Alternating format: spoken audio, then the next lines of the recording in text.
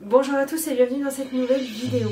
Je vous retrouve aujourd'hui pour vous parler de mon cadeau de Noël. Une nouvelle fois cette année, ma famille a mis les petits plats dans les grands et m'a offert quelque chose que je voulais depuis très longtemps maintenant. Il s'agit d'une pièce qui a pas moins de 200 ans, donc qui est encore plus antérieure à la date anniversaire de ma machine à coudre qu'ils m'ont offert l'année dernière. Donc petit à petit, plus ça va, plus il remonte dans le temps. J'ai un petit peu peur que d'ici 10 ans, je me retrouve avec comme cadeau quelque chose qui vient de la préhistoire. Bon enfin, ce serait pas non plus pour me déplaire parce que j'adorerais pouvoir avoir une fibule ancienne. Mais à mon avis, je rêve un petit peu étant donné que toutes sont conservées dans des musées et qu'il est très rare d'en trouver chez des particuliers. Trêve de plaisanterie, passons directement au cadeau. Alors c'est quelque chose, comme je vous l'ai dit, que je voulais depuis déjà un petit moment, enfin même un long moment. Je crois que je le voulais depuis avant même de me dire que j'allais acheter des machines à coudre anciennes. Donc c'était il y a vraiment très longtemps. Et il y a quelque chose qui est absolument emblématique de toute l'époque victorienne, édouardienne, mais également en France on peut parler de l'époque napoléonienne. Et bien entendu, je parle des châtelaines. Alors si vous ne savez pas ce qu'est une châtelaine, je vais vous donner un petit historique assez rapide. Alors d'abord, l'histoire de la châtelaine ne commence pas au 19e siècle. En effet, on pourrait penser que les trousseaux de clés qui étaient portés à la taille par les femmes vikings et médiévales sont quelque part les ancêtres des châtelaines du 19e siècle. C'est pas quelque chose où il y a eu énormément d'études, mais enfin bon, ça ressemble étrangement au même système. Donc on pourrait croire que les trousseaux de clés qui étaient portés à l'époque par ces femmes sont bien l'ancêtre des châtelaines du 19e siècle. Alors si au départ ces trousseaux de clés étaient fournis avec les clés de la maison, les clés du coffre, les clés du garde-manger, petit à petit, à partir du 19e siècle, on commence à voir des châtelaines qui sont plus stylisées, qui sont plus dans l'idée de la décoration tout en étant assez utiles. On va retrouver tout un tas de petits objets qu'on va venir attacher à la clavette, un joli nom qui détermine l'attache, donc l'épingle, et qu'on vient clipser directement à la ceinture. Et donc sur cette clavette, qu'est-ce que l'on met? On met des chaînes qui permettront d'attacher les objets avec plus ou moins de longueur et on va retrouver tout un tas d'objets différents. On peut très bien retrouver des dés à coudre, on peut retrouver des stylos, des ciseaux pour les châtelaines de couture, mais également des petites bourses, des lunettes pour le théâtre ou encore même des flacons de sel pour ces femmes qui tombaient constamment dans les pommes à l'époque. D'ailleurs, il existe un nombre quasiment infini de châtelaines différentes. On va en retrouver aussi bien en argent que des fois même en or, ou encore en laiton, ou en cuivre, ou en fer, ou en argent, et sur lesquelles pour certaines seront même serties de pierres précieuses. C'est pour dire un petit peu l'entièreté du panel entier qu'il existe pour seulement les châtelaines.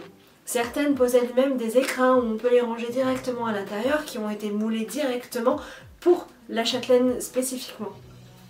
Si vous ne savez pas tellement de quoi je parle, si vous ne me représentez pas, je vous mets en barre d'infos mon Pinterest, donc le tableau Pinterest que j'ai créé à l'occasion de cette vidéo pour que vous puissiez voir plus en détail ce qu'est une châtelaine. Du moins si les photos que je vous ai insérées ne suffisent pas à étancher votre curiosité. Bon, maintenant parlons de ce commencement de châtelaine. Contrairement à mon habitude où l'entièreté ou presque des objets que j'ai sont plutôt anglais, voire même allemands pour ma Clemens Müller, ma machine à coudre Clemens Müller, là j'ai une pièce qui est à 100% française. Elle est datée du début du XVIIIe siècle, donc sous le règne de Napoléon Ier. Cependant, étant donné qu'il y a de nombreuses copies qui ont été effectuées en 1830 sous le règne de Napoléon III, il se peut également qu'elle date de cette année-là. On a donc une trentaine d'années de différence pour pouvoir vraiment réussir à la dater correctement. Il faudrait vraiment pouvoir trouver quelque chose qui lui ressemble à 100%. Sauf que, visiblement, la pièce que je détiens est unique. Elle aurait été créée pour une femme spécifique et avec des demandes bien spécifiques. On retrouve énormément de symboles à l'intérieur, comme par exemple la coquille Saint-Jacques.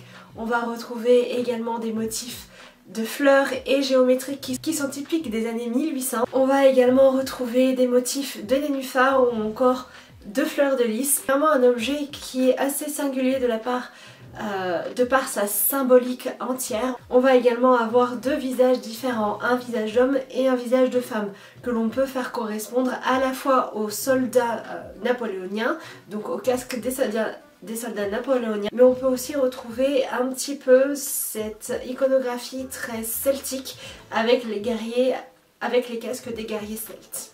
On a donc énormément de symboles au sein même de cet objet, mais surtout là ce sont des symboles qui sont pris un petit peu séparément.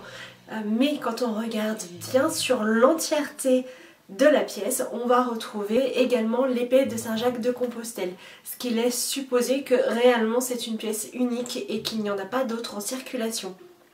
Et que donc cette pièce a été réalisée pour une femme qui peut-être avait fait les chemins de Compostelle ou quelqu'un dans sa famille l'avait fait et a voulu lui ramener ce souvenir. On ne peut que se perdre en conjecture pour savoir. Je n'ai aucune idée de l'histoire de cette pièce, absolument aucune. Je ne sais pas du tout comment elle a été construite, je ne sais pas qui l'a détenue, je ne sais absolument rien. Par contre, je peux m'intéresser aux détails. Et comme je vous l'ai dit, ils sont très nombreux. Alors, la regarder, c'est un petit peu faire un travail d'archéologie. C'est chercher les détails, regarder où ils sont, comment ils sont disposés et surtout réussir à voir le plus fin, la finesse du travail et réussir à trouver même les symboles cachés. Parce que bien évidemment ce serait beaucoup trop simple s'il n'y avait pas de symboles cachés. On va retrouver notamment des tulipes qui sont très petites et très ciselées et ouvragées au sein même du corps de l'objet, et donc pour pouvoir les voir il faut avoir une bonne vue ou une bonne loupe de joaillier. Et bien quand j'ai fait mes recherches, forcément je suis tombée sur un site de vente d'objets anciens. Forcément, il fallait que je tombe sur ce site pour pouvoir faire des comparaisons, regarder si jamais il en existait une autre pièce qui était en vente, peut-être pas nécessairement en France mais ailleurs en Europe, et j'en ai pas trouvé.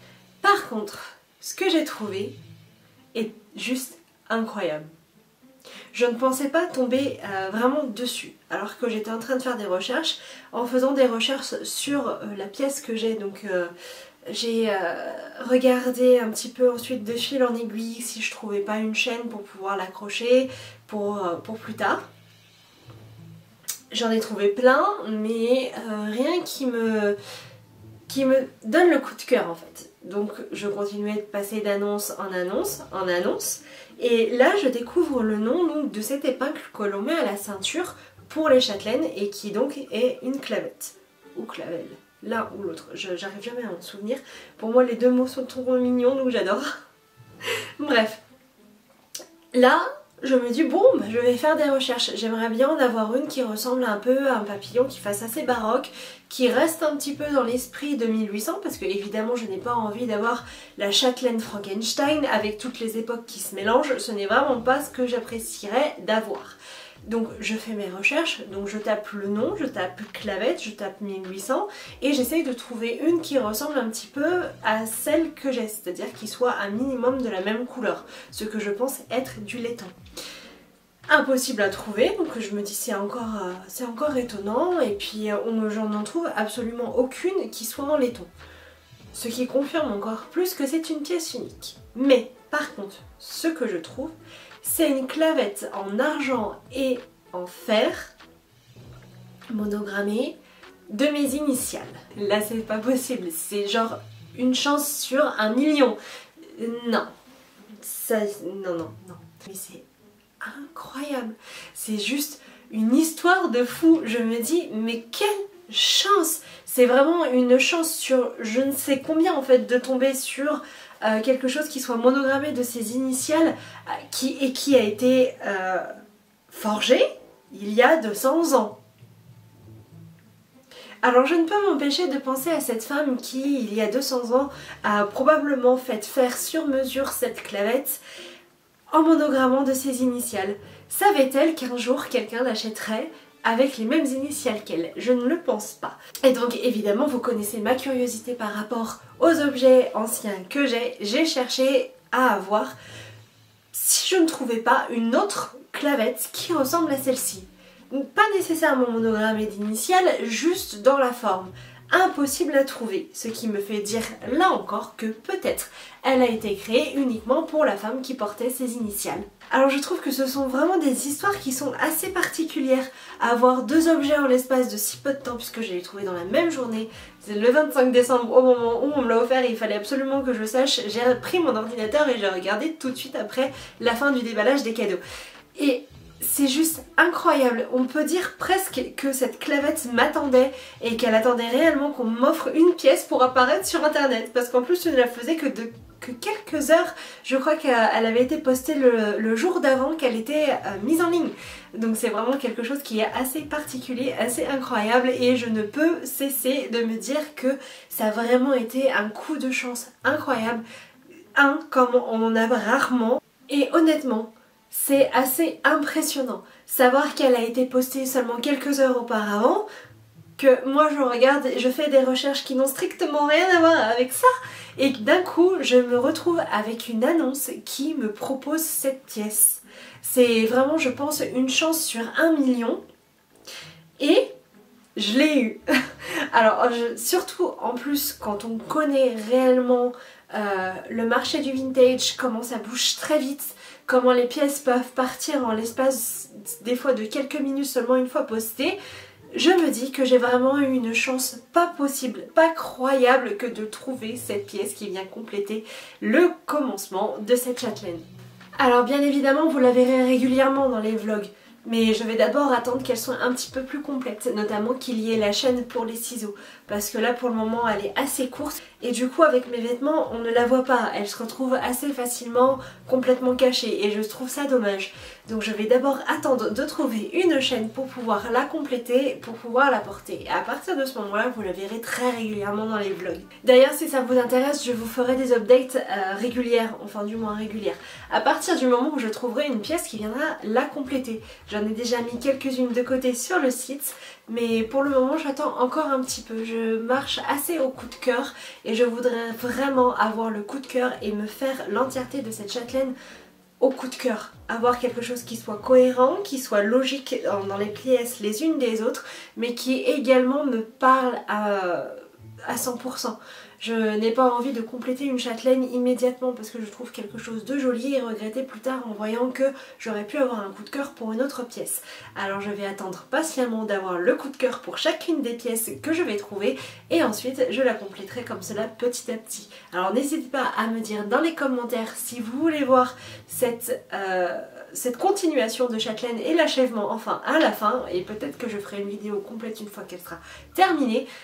Je sais pas trop, parce que je pense quand même que ça va me prendre un petit moment. Certaines pièces de châtelaine sont très chères, donc forcément il faut mettre de l'argent de côté et on l'a pas forcément au moment où l'objet est mis en ligne.